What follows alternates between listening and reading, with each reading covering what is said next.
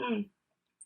You know, there's nothing like the dark days around a winter solstice to catch up on mail from long dead friends.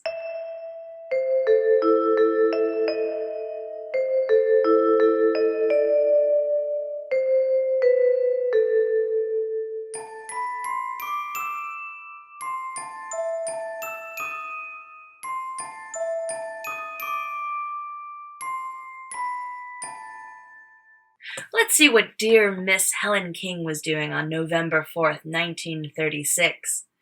It seems she was writing a note to Miss Josephine G. Robinson of West 78th Street.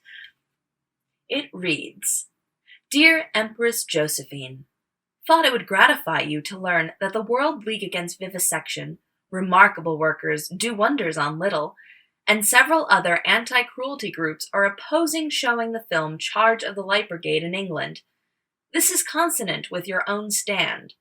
I see by criticism in Times that the cruel scene is undoubtedly being shown. So you are right. No humanitarian should visit it. Please excuse faulty wording above. Thank you again for all. Will reciprocate, if only in next incarnation. Love and blessings, your attached, Helen King. The movement against vivisection was a hot-button topic before 1936, and many modern anti-animal cruelty leagues have roots in the anti-vivisection movement of old. So let's talk about vivisection. Vivisection is a pejorative term from the Latin vivis for alive and seccio for cutting. It's used to describe surgery conducted for experimental purposes on a living organism. It's like when we use the term trans-exclusionary radical feminist or TERF. We mean it to sting. Vivisection was a term used to paint the scientist who performed live surgeries on animals for experimentation as monstrous. The first anti-vivisection organization was the National Anti-Vivisection Society, founded in the UK by Frances Power Cobbe in 1875. Now, Cobbe was a suffragette, and most probably a lesbian. Look, when you refer to the woman that you live with until her death as your wife, well, Harold, they're lesbians. Anyway, in 1876, Britain passed the Cruelty to Animals Act, making it so one could only conduct vivisection on animals with the appropriate license from the state, and if the study was original and absolutely necessary. Now, researchers could not be persecuted for cruelty, but they had to properly anesthetize the animal first, unless the anesthesia would interfere with the experiment's results. But the animal could only be operated on once, and then it had to be humanely killed. Unless, of course, that countered the object of the experiment. This act pleased no one. Scientists were upset, feeling it impeded medical research. And anti-vivisectionists felt that the act did nothing. Zero. Zilch. Now, in the years that followed, the anti-vivisection movement grew. The World League Against Vivisection that our Helen was so impressed with was founded in Germany in 1898. Now, one of the most infamous controversies that the anti-vivisection movement fought was the brown dog affair. Oh dear. Where to begin? In 1903, a lecture performed by William Bayliss and Ernest Starling, who would later discover and name hormones thanks to their experiments on animals, was infiltrated by two Swedish feminist and anti-vivisection activists. We don't need to get into the gory details of what happened to the little brown dog. Suffice to say, it became a he said, she said of whether the dog had been properly anesthetized, among other concerns. The scientists were accused of torturing the dog. Bayliss sued for libel and won the court case later that year. Oh, you don't think that was the last of it, do you? Bless. In protest, the World League Against Vivisection commissioned a statue of the little brown dog and erected it in Battersea. The inscription read, "In memory of the brown terrier, dog done to death in the laboratories of University College in February 1903, after having endured vivisection extending over more than 2 months, and having been handed over from one vivisector to another, till death came to his release. Also in memory of the 232 dogs vivisected at the same place during the year 1902. Men and women of England, how long shall these things be? Shots having been fired by anti-vivisectionists, London medical students lost their minds. At suffragette meetings, student protesters attacked attendees with chairs and stink bombs. Of course, not all suffragettes were anti-vivisectionists, but I hope current medical professionals pay a little more attention to minor details like that than these medical students did. The students also attacked the statue so frequently with hammers and other weapons that a 24-hour guard had to be instituted. As the student riots continued, groups like Marxists, trade unionists, socialists, liberals, and suffragettes rallied around the statue. Those are some very strange bedfellows. Battersea, tired of the brouhaha and of paying a 24-hour guard to protect it, got rid of the little brown dog statue in 1910. Across the pond, Diana Bayliss founded the New York Anti-Vivisection Society in 1908, and Josephine was a dues-paying member from 1933 to 1935. And what was dear Helen doing around the same time?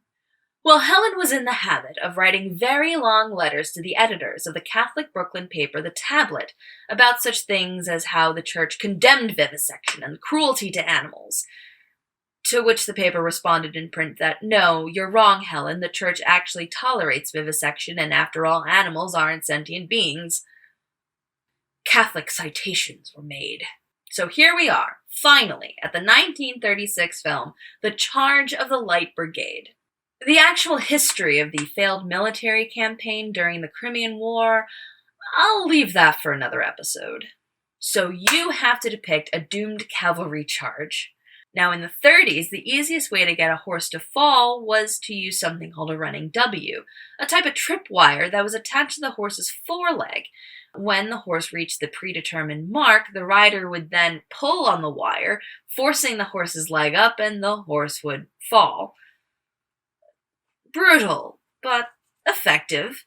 Also approved by the American Humane Society after a demonstration performed by famed stuntman Yakima Canute.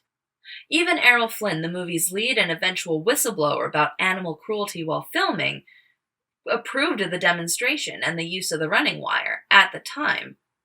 And then B. Reeves Breezy Easton was hired to film The Charge. He was the worst. If the name doesn't ring a bell, he was the director who filmed the chariot scene of Ben-Hur in Rome. You know, where 150 horses had to be put down after suffering injuries while filming the chariot scene of Ben-Hur in Rome. Now, not nearly as many horses were reported killed during the filming of Charge of the Light Brigade.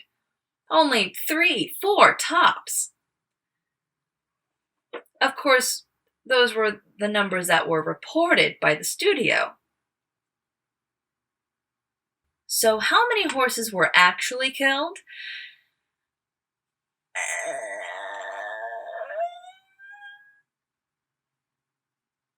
But really, it's not the numbers that matter, it's the public response.